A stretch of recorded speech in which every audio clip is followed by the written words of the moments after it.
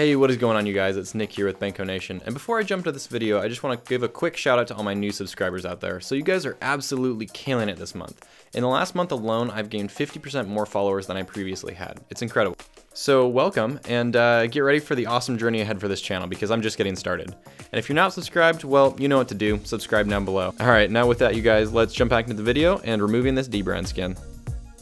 Alright, so before I remove the skin, I just want to point out how well it's held up for the past 7 months that I've had it. So the only damage that I've actually had to it is when I dropped it one time and it actually chipped the corner, which you can see. And then also around the SIM card tray, the stickering ended up peeling up a little bit, but other than that, it held up very well for the last 7 months. So as far as removing this skin goes, I started from the corners and I actually used the section that I had accidentally dropped my phone and chipped that section of the skin off of. I used that section to peel it back, but you could just use your fingernail and start peeling back any corner.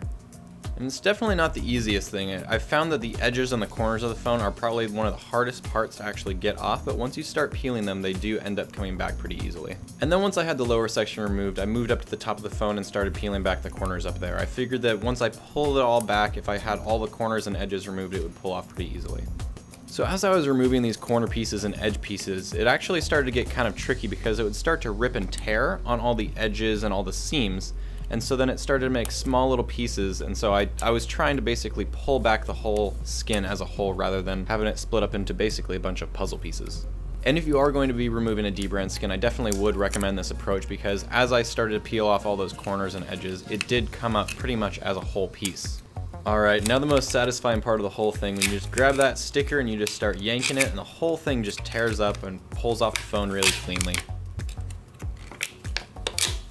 Or, you know, you try to make it come off cleanly and it doesn't, so whatever. But in the end, this came off really nicely, and I was really surprised actually. There was literally hardly any residue. You couldn't feel, like, on the texture of it, any residue or it being sticky at all.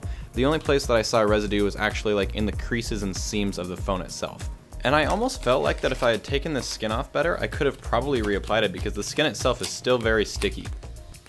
So as far as the residue goes in the seams of the phone, I was just able to take a microfiber cloth, and for the most part it came out pretty nicely. On the other parts of the phone, I just used my fingernail on the microfiber cloth, and then it was able to be removed as well. Some of the residue just wouldn't come out with my fingernail and microfiber cloth, but I think probably with like a plastic toothpick it would be removed pretty easily. And just like that, it's back to its matte black state. Now, after I removed it, I realized I probably could have used like a hairdryer or something, but it came off fairly easy, and I don't think that you need to use a hairdryer to remove it.